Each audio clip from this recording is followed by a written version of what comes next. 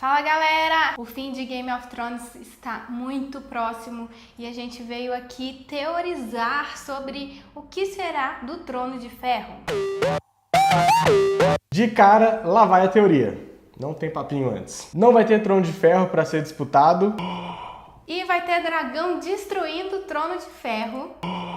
E aí o regime de Game of Thrones vai entrar em decadência e surgir uma coisa nova. Essa é a essência da teoria que a gente fez aqui no Mexido. Não quer dizer que o que a gente imagina que vai se desenvolver depois da destruição do Trono de Ferro seja igual ao que a gente vive ou que a gente viveu depois da queda da monarquia. Pode ser um outro tipo, uma invenção nova de um sistema. Mas a gente imagina que tenha toques democráticos, representativos mesmo. Comenta aqui se você acha que essa é uma teoria possível, se você não estava pensando nisso e falou, realmente pode ser? Ou se você tava e fala, nossa, da hora, é isso aí. Ou se você tem outra teoria?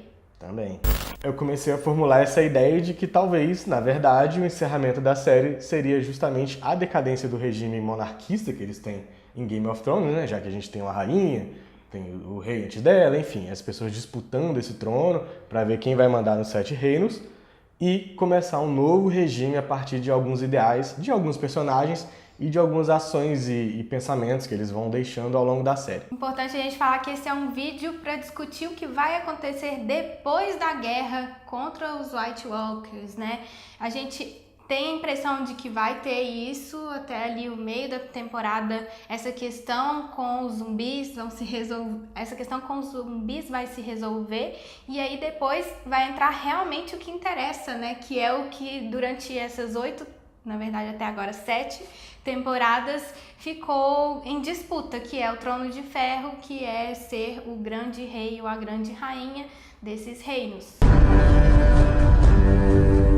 A gente está tratando aqui que Game of Thrones é uma monarquia, é um governo absolutista, porque ele dá alguns sinais comparados com a realidade que a gente vive, né? Tem os reis, tem as regras, né, da monarquia, que é o próximo filho homem, que vai assumir o trono. Alguns sinais que a gente observou ao longo das temporadas são comparáveis com a realidade, com o que aconteceu realmente na história do mundo. Uma coisa que é muito comparável com a realidade é a relação dos reis com um ser divino, ou seres divinos, né, que eles não são todos monoteístas. Como se o rei fosse a representação de Deus na Terra. O Stannis tem muito isso, é como se ele fosse o enviado de Deus. Outra questão também é a riqueza que vivem os nobres, a pobreza que vivem o resto os servos, né? Servos. E é engraçado porque, pra nós, a história é contada só do ponto de vista da nobreza. A gente não tem muitas questões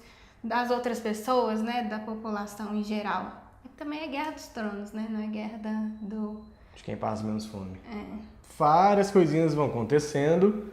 A mais explícita delas e a mais recente, que tá mais fresco na memória e que acontece logo na 7ª temporada, é o Tyrion falando com a Daenerys, quando ela tá na Pedra do Dragão, já com o exército dela preparado, e ela tá com aquela ideia de que vai atacar Kingsland e vai tomar o trono, porque é dela, por direito, pererê, parará, aquela historinha, aquela ladainha de sempre. O Tyrion fala, há outras formas de se governar. Em Castle Black, eles têm um sistema que funciona e que é interessante. Em Castle Black, os líderes são escolhidos por votação. E funciona de fato, né? Eles respeitam o resultado, aliás, um recado para as pessoas. Não, existe rebelião que eles mataram o Jon Snow. Mas isso acontece na democracia, né? A gente viu aqui no Brasil e tal. Canalha, canalha, canalha. O lance dele falar dessa probabilidade democrática e de escolha, livre escolha, né? E livre, as pessoas podem se candidatar ao cargo de líder, né? Isso me deixou muito encucado. Eu falei assim, nossa, isso seria sensacional se acabasse assim. Liguei. Tem outra coisa também que a Daenerys gosta de falar e de repetir, que ela vai quebrar a roda. Então ela não pode querer continuar fazendo tudo exatamente como estava feito antes, se ela realmente quiser mudar algo na história. Se ela quiser vingar as pessoas, todas que morreram, nem todas, mas as pessoas que morreram tentando lutar por esse trono de ferro, que é um símbolo e que também é um lugar de poder. E ela é uma pessoa que já começou a fazer diferente, né? Já foi ali causando até um certo caos em outros lugares, quando ela liberta escravos, quando ela queima os Dothraki. Vocês não são nada, eu sou tudo, e queima todo mundo. Ela tem alguns comportamentos que já são meio transgressores, que realmente quebram o sistema. Ainda tem mais um fator, que esse é mais místico, né? Quando a Daenerys entra na Casa dos Imortais, lá na segunda temporada... É segunda ou terceira? É segunda, né? Segunda. E aí, naquela casa, ela tem várias visões. Ela vê, inclusive vê o Khal Drogo com o filhinho deles, que se não tivesse morrido. E isso é uma armadilha, né? Pra ela ter as visões, ficar presa lá. E ela tem uma visão do Trono de Ferro destruído e cheio de neve. E aí outra peça fundamental nessa história é o Jon Snow, que tá junto na batalha contra os White Walkers e que tem um grande plot twist, que é ele descobrir que ele é um Targaryen também. E aí ele teria direito ao trono. Mas a gente percebe pela realidade dele que ele não é uma pessoa que tá lutando pelo Trono de Ferro, ele não tem o menor interesse. Mesmo o Winterfell, ele já ficou meio assim, né, quando ele é aclamado Rei do Norte, beleza, ele aceita, mas tem um momento que ele fala, gente do céu, é uma coisa meio assim, o que eu tô fazendo aqui? Puta merda, eu não quero isso, não é a vida que eu quero, não quero ser rei, não quero ter gente pra eu ficar governando. E ainda tem a tradição de que quem é do Norte e caminha pro Sul completamente se fode. Falar um palavrão aqui. A gente nunca falou palavrão aqui. É, porque Game of Thrones é uma série bem juvenil também. Então, eu acho que é uma possibilidade muito pequena dele querer ir pro sul e pegar o Trono de Ferro, que seria dele por direito. O Jon também tem uma personalidade que é mais democrática. Ele faz um acordo com os selvagens, isso é uma coisa que nunca tinha acontecido, e eles deixam isso claro. Ele consegue interromper séculos, literalmente, né? As pessoas se enfrentam há séculos. Sem nem saber por que mais, né? As pessoas agora estão simplesmente reproduzindo a violência. O modo como ele interrompe é muito interessante, porque ele promete aos selvagens terras no norte, onde ele foi aclamado rei, para que eles plantem, eles façam as criações dele, enfim, que eles possam viver de fato, e não ficar caçando no meio da floresta, enfrentando White Walker. Então, isso é muito interessante. Ele faz esse acordo diplomaticamente. Ele tenta resolver muitos conflitos na base da conversa, na base do entendimento. Então, isso também me faz acreditar que, juntando com esse lance dele ser o herdeiro do trono, por direito, agora que ele vai descobrir que ele é um Targaryen, né? Ele vai descobrir, eu creio que logo no começo da 8ª temporada, porque o Sam e o Bran devem contar pra ele. E aí ele vai poder reivindicar esse trono, e ele pode fazer várias mudanças também, né? Inclusive abdicar desse trono para fazer a mudança. E por fim, outra personagem muito importante nesse jogo todo, esse jogo dos tronos, é a Cersei, obviamente, a monarca que restou. E que pra mim, justamente por essa noção de monarca que restou, ela representa exatamente a decadência da monarquia. A Cersei, ela foi fazendo coisas, ela foi tomando atitudes, foi tramando, né, vários arranjos para se dar bem e continuar no trono, seja através dos filhos, seja agora como rainha, né? E no final das contas ela tem um reino completamente destroçado, decadente. Ninguém gosta dela. Ela é uma rainha que não tem empatia com o público, com os seus servos. E tá ali. Ela tá em vias de ter uma guerra enorme contra os White Walkers. Ela provavelmente vai preparar um exército, né, para se precaver, porque depois da guerra contra os White Walkers vai ter essa coisa do trono, e ela, enfim, ela representa pra mim exatamente essa queda da monarquia, essa decadência da monarquia. É uma rainha triste, que não tem apoio, não tem simplesmente se apoia na violência para continuar governando e mandando nos 7 reinos. E ela perdeu tudo, né? Não tem mais nada que importa, e a última coisa que importava, que era o Jaime, falou, você tá ficando louca, a gente a gente fez um acordo de subir lá para defender junto com o pessoal, e você não vai mandar o exército, e ele simplesmente vai. E ela tem essa frase que tá até aqui, ó. Na Guerra dos Tronos você vence ou você morre. O meu palpite é que ela morre.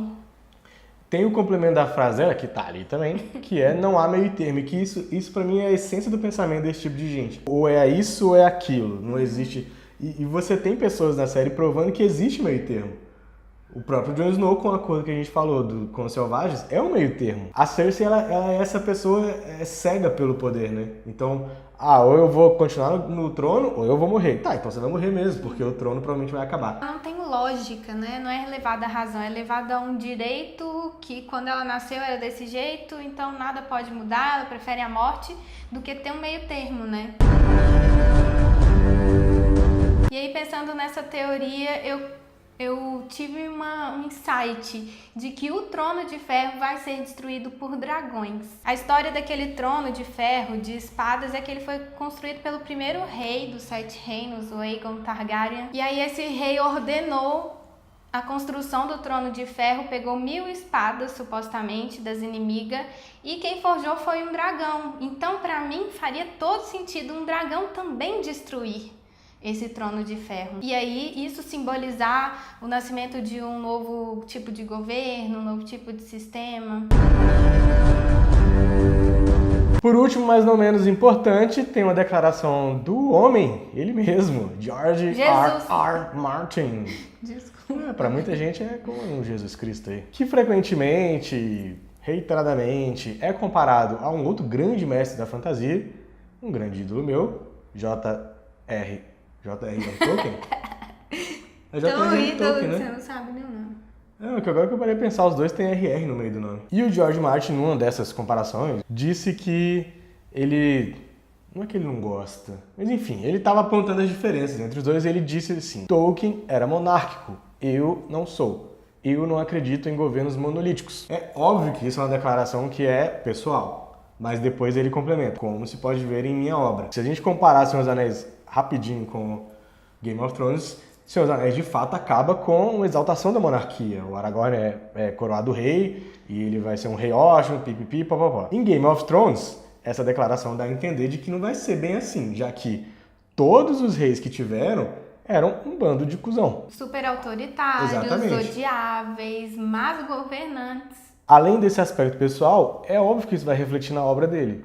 E aí, isso só reforça um pouquinho mais essa teoria de que vai acabar com um regime novo surgindo dali. Yay! A história de Game of Thrones é para mostrar que não tá funcionando esse sistema. Esse tanto de tragédia, esse tanto de guerra. Eu acho que é meio que uma maneira de mostrar que não funciona muito bem o sistema que tá rolando lá. E outra coisa, a gente tá citando o George R.R. Martin. Apesar dele ainda não ter lançado o livro, que vai ser a conclusão das Crônicas do Gelo e Fogo, existe uma conversa, né, entre ele, os roteiristas, os criadores da série pra televisão. E eu acho que talvez tenha sido até bom ele não ter escrito ainda o livro, porque aí a gente não sabe. E no fim das contas vai ser muito doido ter tido toda essa guerra, todos esses conflitos para destruir o Trono de Ferro e mudar tudo. Basicamente é essa a nossa teoria. Se você achou que faz sentido, compartilha esse vídeo com seus amigos fãs de Game of Thrones e deixa seu like. E participa do sorteio que tá rolando. É caneca mágica.